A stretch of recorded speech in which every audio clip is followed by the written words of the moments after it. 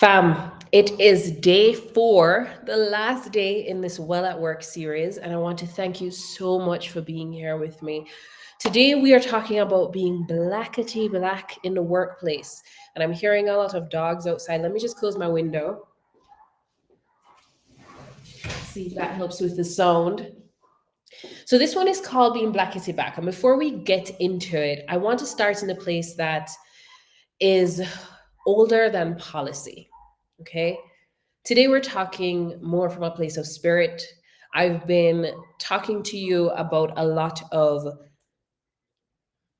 tactics that you can use when you want to show up with authenticity, when you want to show up with boundaries, when you want to emotionally regulate. But when I think about being blackety black, I think about something that is not necessarily something that you can put your finger on, but it's something ethereal, something spiritual. I've been thinking a lot about the hidden parts of us, the pieces of Black heritage that we don't always name. I remember once I wrote a poem, and there was a line in the poem that says, I'm longing for a home that I don't even know. If you're a Black person on this side of the world, you know that ache.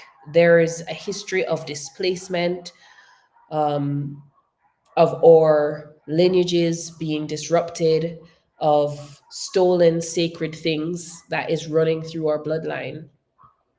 And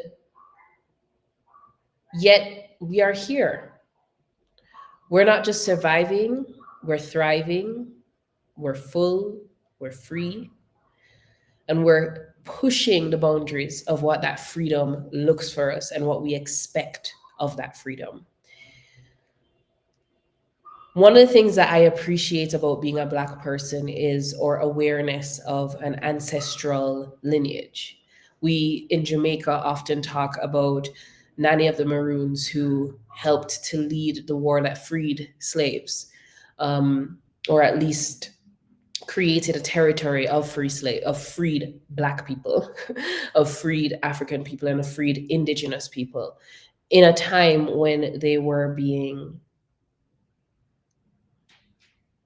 expected to bow. But even if there isn't a specific historical figure that you think of, I know that every one of us has a connection to a grandparent, a great grandparent, named or unnamed, an essence, a sense that there are people who have gone before us who are still supporting us now. I'll tell you this, my journey from Jamaica to Chicago to Mexico City, where I now live, was something that was definitely led by a connection with my ancestors. In 2018, I was working, yesterday I mentioned I was working at a bookstore in Kingston, Jamaica, bookstore cafe. And I want to tell you something, I was really enjoying my life. I lived by the river in Gordon Town. I could take a taxi, and in 20 minutes, I would get to work. Or if I wanted to take the bus, I could take the bus. I could see when the bus was pulling up from my window, and I'd run to go catch the bus and go down to Ligani, where I was working. And I would come up back home during lunchtime and take a dip in the river if I needed to. And every morning and also every Sunday, I went and communed by the river. It was just a part of my being. I loved that life. But there was a calling inside of me, which I identify as a calling of my ancestors, to challenge myself to explore what else was possible for me. It wasn't that that wasn't a good life, but it was that there was more that I could potentially add to how my lineage had been exploring their freedoms up until then. And a very specific situation happened that started shifting my perspective.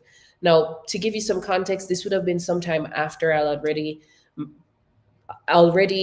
done my bachelor's degree in architectural studies at the University of Technology. So I already had my degree. I was working as a manager of this bookstore. And one day, this very majestic woman, as I would call her, walked in. She was of the Rastafarian faith. She had her hair tied up, and she just looked like a queen. And we got to talking because it turns out that her sister was a mentor of mine. And so we were there, sharing back and forth information of when I was in the Festival Queen competition, the pageant that I had won in Jamaica, and how her sister had mentored me, and blah, blah.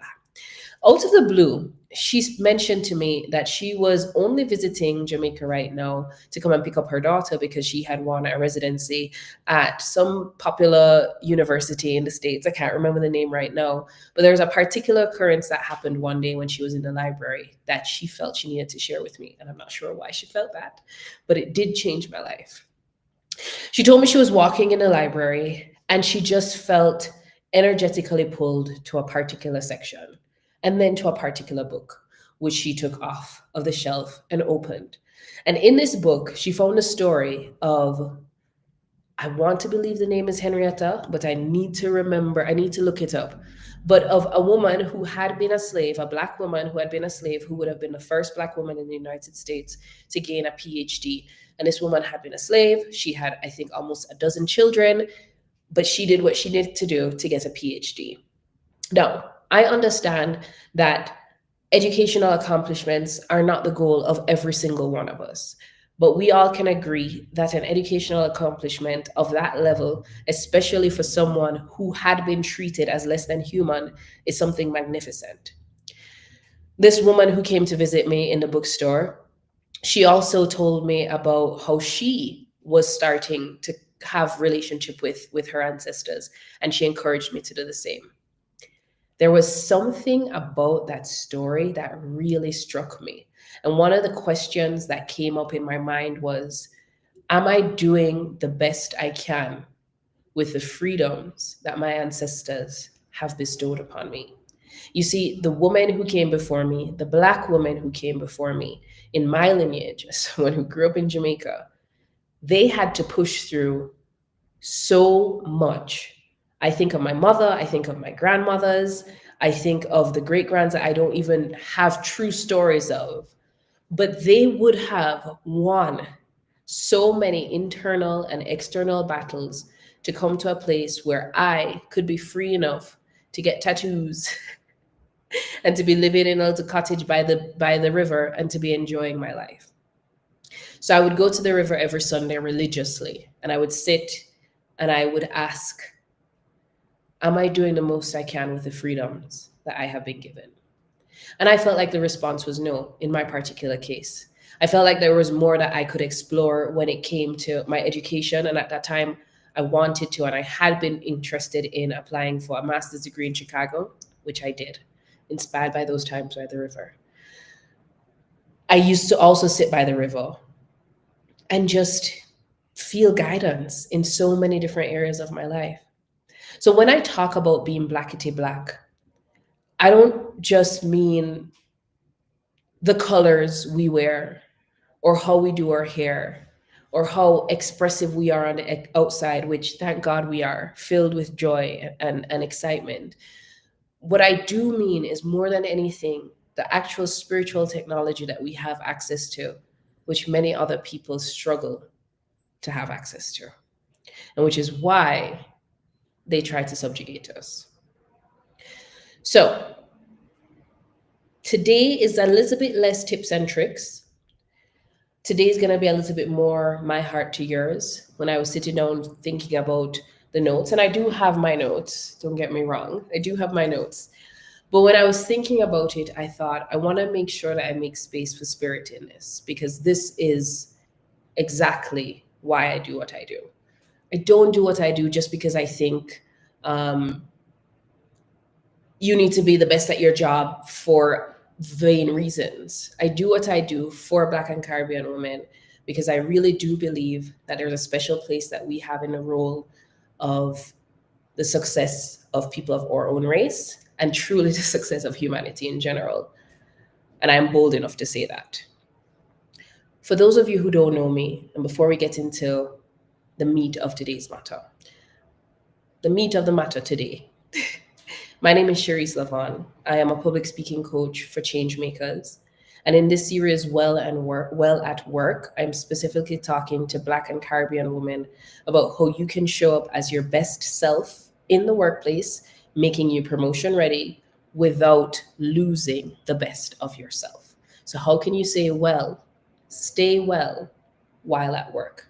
This is the final day of a 4-day series. We've talked already about how to emotionally regulate. We've talked about how to put boundaries. We've talked about authenticity. And if you missed those days, go to my YouTube or my LinkedIn page with this name, Chereese La-Vonne, and you'll find those videos there. There are 5 things that I need you to please. And if you're with me and you're able to make a comment, I'd be happy to know who's here with me.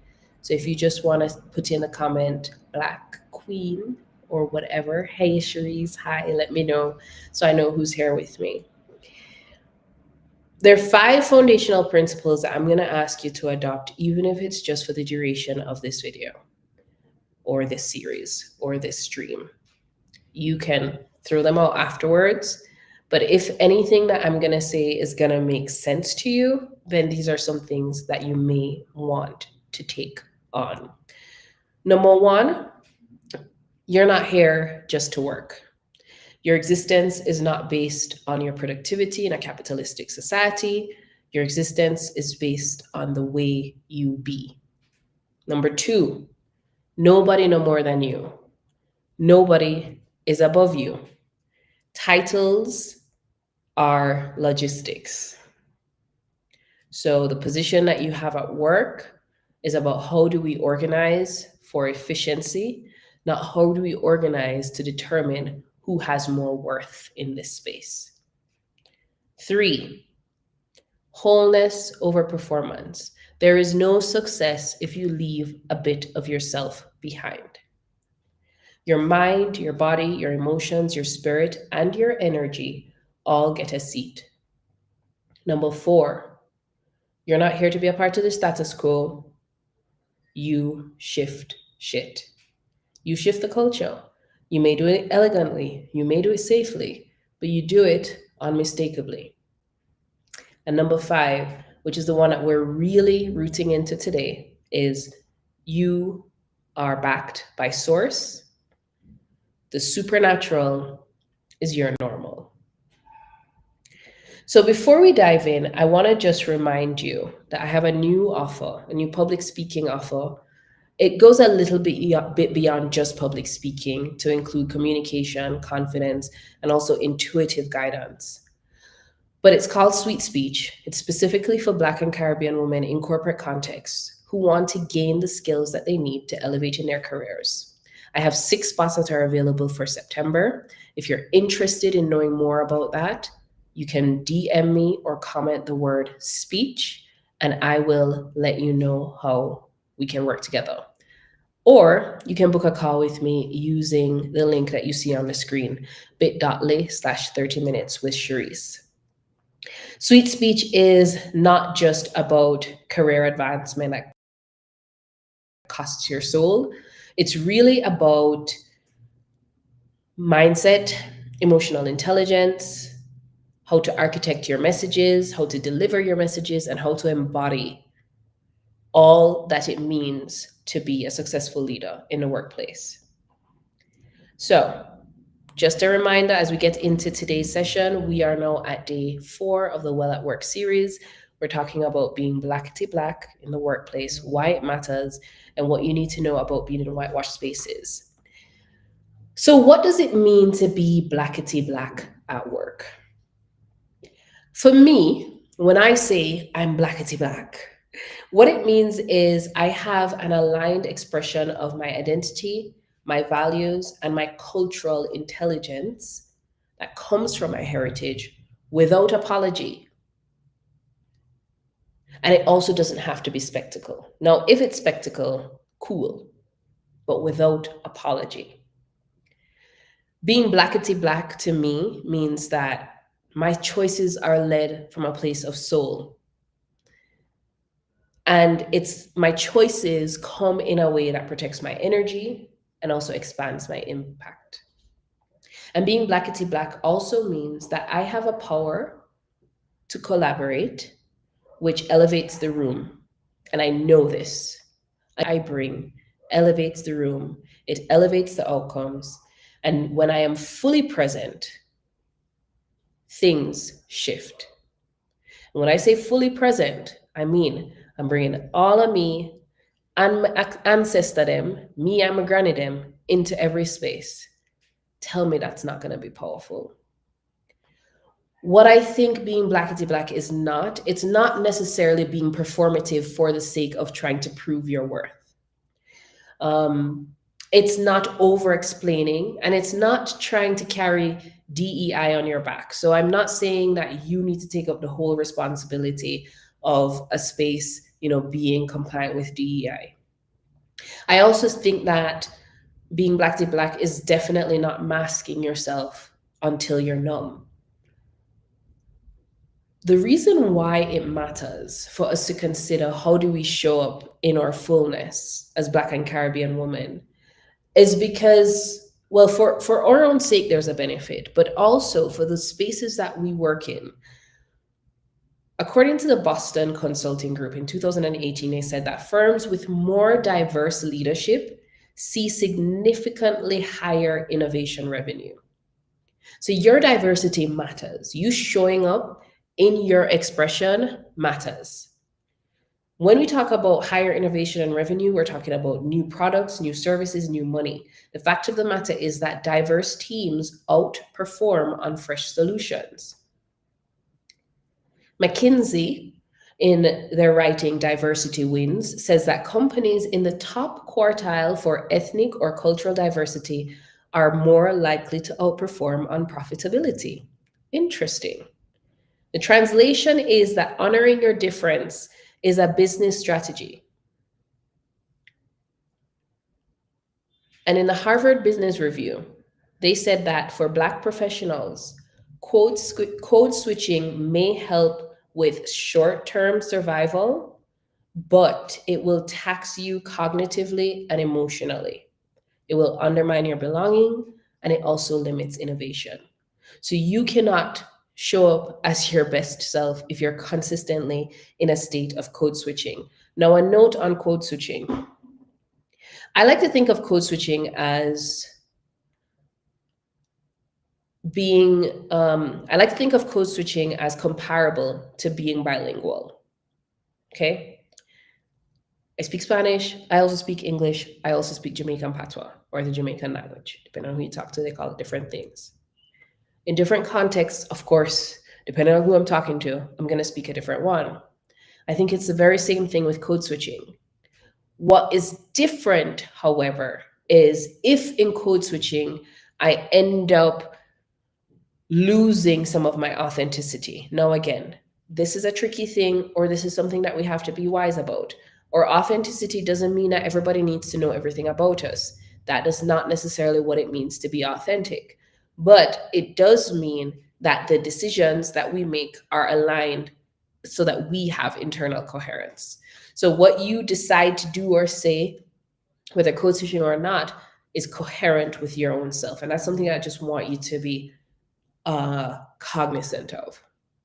Why is it a challenging thing for us to show up in our full Blackness in a corporate space? Well, we already know the history of oppression and bias and the reality of present day microaggressions and biases that affect us. I know this. I have been fired, and I know it because of my Blackness. And it was not because I was inappropriate. I was excellent. I know this, but I know that because of the bias of the person who was in charge, who was a very racist person, I lost my job.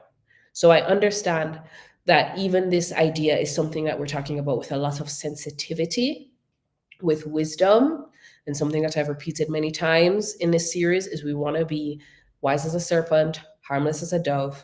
So I am not saying just go out there and do whatever you want, but I am putting forward some things for us to consider. How can we bring more of us to our present day? So some of the frictions that you may experience are stereotypes and surveillance. You may experience microaggressions. You may experience cultural penalties. So when we talk about stereotypes and surveillance, the stereotype of the angry Black woman is one thing that you may come upon. You may find that people find you too much or too loud or too direct. And this can create self-monitoring fatigue and silence. When it comes to microaggressions, you might feel like people always require you to prove it again. And the thing is that Black women do report higher rates of microaggressions, of being required to prove themselves, of lower sponsorship and lower advancement through the systems. And this is why, for me, it feels very valuable for us together as we work one on one to workshop the ways that in your specific case, you can strategically position yourself for leadership roles, even in the face of microaggressions. When we talk about culture penalties, something that can happen is maybe your natural hair or your dialect or your spirituality or your reality of family and community is something that you could end up being punished for, or maybe framed as unprofessional, even if you have excellent performance. So these are some of the things that do challenge how we show up. What do we do with this? It's not a one size fits all, and it's not a straight shoot answer. But one of the things that I think we can do is we can, first of all, build a sense of inner consent, which is, again, when we're bringing all of our history and our ancestry into a room and we know that God, life, universe, divinity, and everything behind us has said, you belong here, then there's a certain way that we can occupy space regardless of if other people acknowledge it. We can internally have that consent where we say, no, I belong here.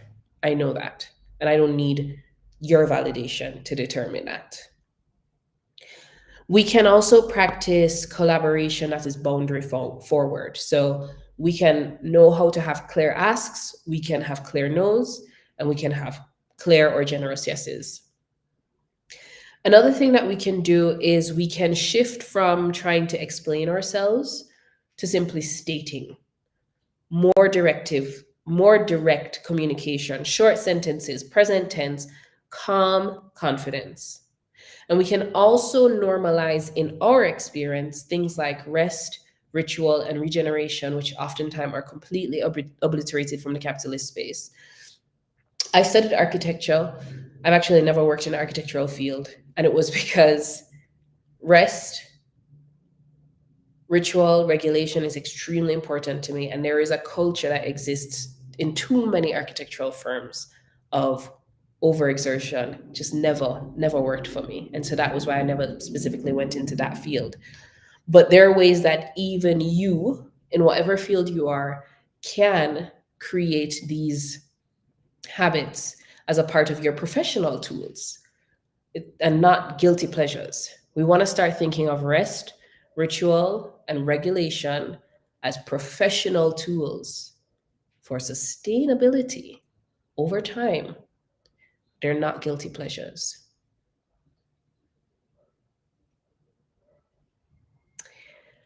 I want us to, there's some things that I really believe that I think make a huge difference for how you as a Black or Caribbean woman can show up with more confidence in your corporate space.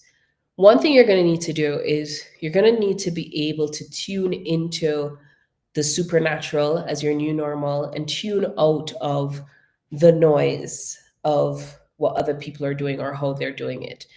Because quite frankly, the way I see it, if God is with me, no one can be against me. Now, I understand completely that there are challenges, that there are ways that we are targeted, and that is very, very, very, very real. And so we do have to figure out, okay, how can I wisely maneuver situations? But at the core of it, one of the things that gives me the confidence that I have in life is I know that I walk with God and I know that I walk with my ancestors, and that protects me. I have my practices that protect me as well. I've been a solo traveler for the past 5 years, and I have not feared for my safety once. And I've had people who want to fear for my safety on my behalf, and I've just refused the fear. But part of the reason is my solo traveling journey started as a direct response to my spiritual journey. And both of them were intertwined. And so there was no context in which I felt alone, um, or unsafe, because I don't really live by normal standards. I don't live by what's normal to most humans. I live by what is true according to the divine and according to the supernatural.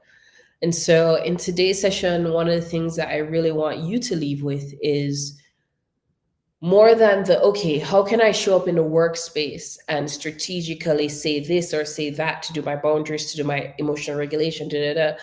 How can I show up to my sacred space within myself and with my connection with however you conceptualize the divine, God, Allah, universe, life, however you conceptualize the divine.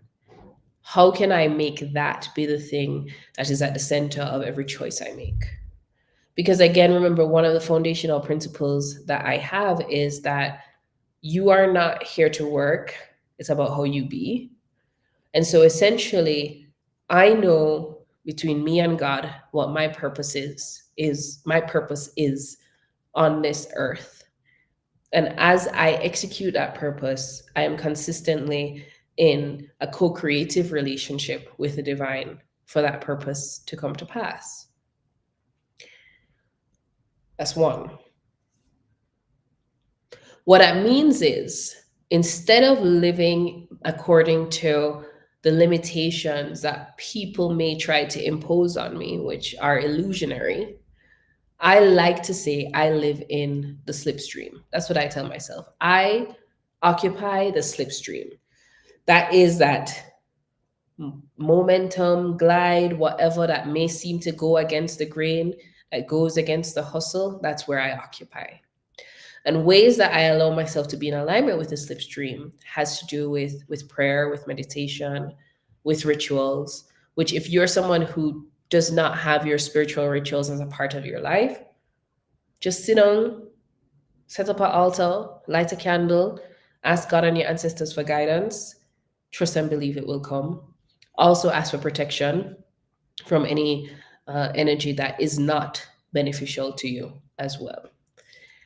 And when we work together one on one, I can also share with you some of the more alchemical practices that I do that support me in my process.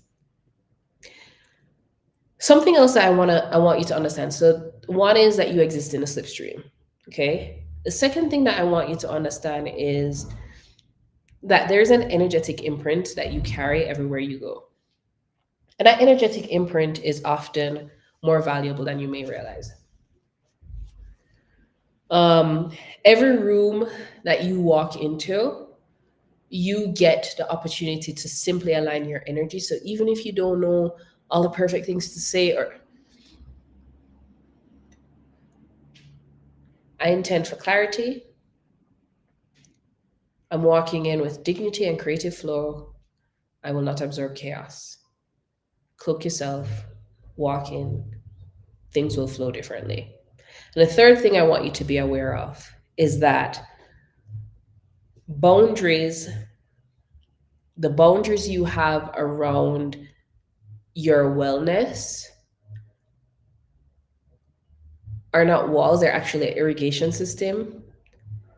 They help to bless the room.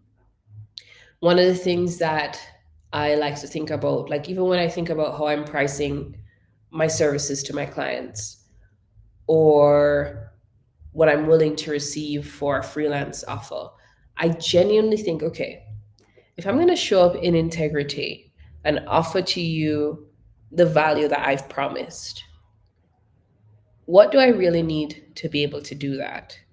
And for me, as a coach who straddles the line between practicality and spirituality, one of the things that I need, there are many things I need to stand in integrity as I serve you that have to do with how I take care of myself.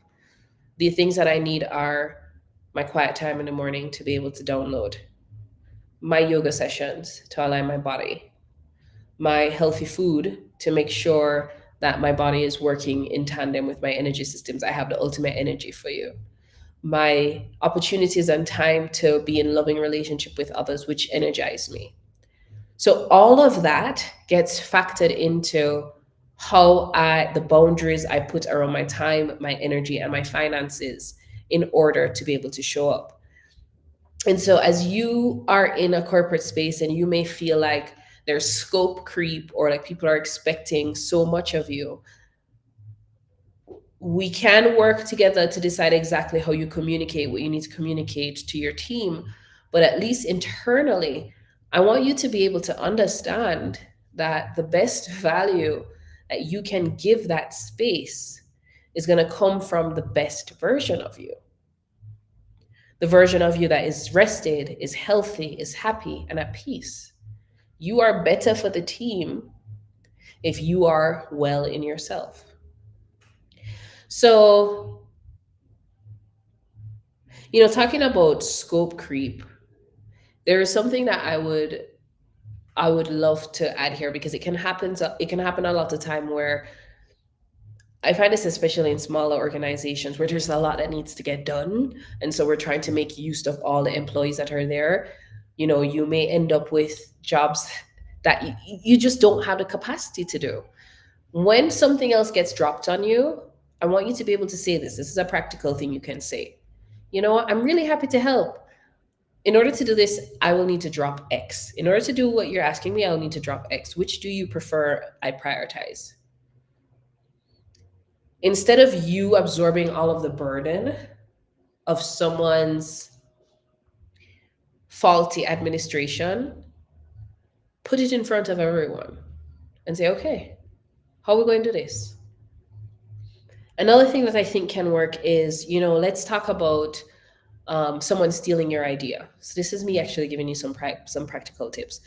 Idea theft. So you've said something, it hasn't been acknowledged, someone else is taking it up and proposing it. Here's something you can respond with. I'm really glad that this is resonating. For the record, the approach that I proposed was XYZ, and I'm ready to lead the pilot.